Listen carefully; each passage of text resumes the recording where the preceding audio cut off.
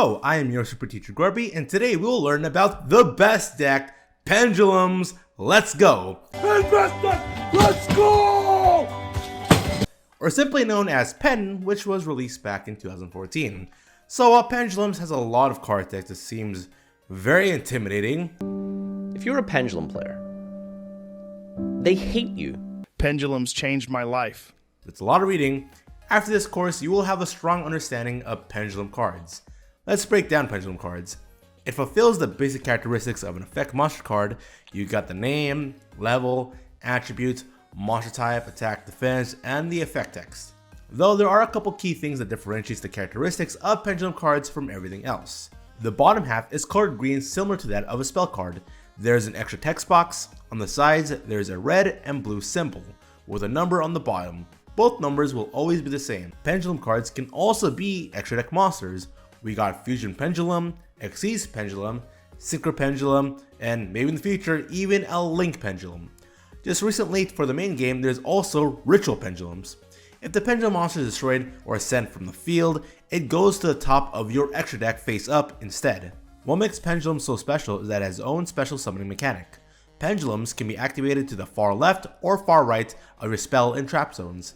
These are also known as Pendulum Zones. The extra text box serves the purpose as to what the card's effect is when it's activated in the Pendulum Zones. It is treated as a continuous spell card. One way to look at Pendulum cards is that when it is in the monster zone, it is an effect monster with only the effect monster's text being relevant. When it's activated in the Pendulum Zone, it is a spell card with only the spell effect being relevant. It should be noted that when it is destroyed, it is destroyed as a monster. Now what do these numbers mean on the side? These are the pendulum scales. You need 2 monsters to create a pendulum scale. If I have a pendulum scale with one monster being a 2 and the other being 8, I get to pendulum summon as many monsters whose levels are between 2 and 8 that are face up on my extra deck and or on my hand. With 2-8 pendulum scale, I can pendulum summon my level 7 Dark Magician and level 4 Beaver Warrior from my hand.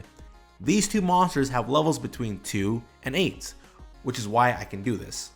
I cannot pendulum summon Kuriboh or Blue Eyes White Dragon because neither monster is at level between 2 and 8. Kuriboh is level 1 and Blue Eyes White Dragon is level 8. You can only conduct a pendulum summon once per turn unless another card tells you otherwise. In this example, I can pendulum summon my face-up pendulum monster from the extra deck. If I do that, though instead of going to the main monster zone, they have to be summoned in the extra monster zone. Since players can only use one extra monster zone at a time, you can't just summon 2 pendulum monsters covering both zones. If you wish to summon more monsters that are face up on your extra deck, you can also use link zones on your side of the field. Link zones being the area to which a link monster points to. So while previously I can only pendulum summon a face up pendulum monster from the extra deck to the extra monster zone, I can now summon them to my main monster zone because there are link zones. I'll provide some examples here. Ignore what the monster is and what they actually do. The only thing that matters here are their pen scales, and the monster levels in the hand, and the ones that are face up on my extra deck. My pen scales are 4 and 8, which means I can pendulum summon monsters that are levels between 5 to 7. So I can now pendulum summon my level 5 Cursed Dragon, my level 6 Summon Skull, and my level 7 Dark Magician.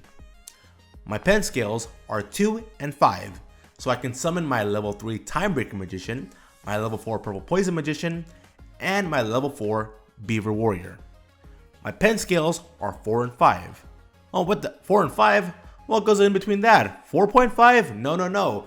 With a pen scale of 4 and 5, or a 7 and 8, or a 9 and 10, or a 2 and 3, this means I cannot pendulum summon anything. But if my pendulum scales were 3 and 5, I can now pendulum summon a monster that is between that range, which is only 4. So let's say here I got 3 Beaver Warriors in my hand, and I have a Wisdom Eye Magician from my extra deck. I can pendulum summon all 4.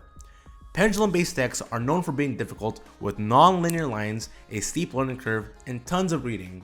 But just like anything else, with practice you will get a good understanding of your deck. Pendulum decks are typically combo intensive, utilizing links, fusion, synchro, and Xyz monsters to win. Pendulum decks that have had great success are Endymion, DDD, Draco Slayers, and Pen Magicians. Those decks require a lot of practicing to get good at, but if you are someone who prefers a stun control strategy, I recommend Cleafort and Amorphage Stun.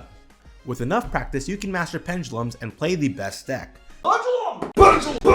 Just be wary though that the Pendulum community is very passionate about the deck, with Yugi tuber Steven Shifnowski, also known as Shift Gaming, being very prominent in the community. We have a big game on our hands today. We must win. Let's go, Trent. We got this. Yes. Pendulums are widely considered to be the most complicated and the most difficult thing to learn in Yu-Gi-Oh! But if you put your mind to it, you can learn how to be a Pendulum player. And that does it for today's lesson. Thank you for tuning in. Feel free to hit like and subscribe if you want to. You totally don't have to if you want to do so, but really cool if you do. And so I hope you do well in today's quiz, and until next time, see you later. It's quiz time!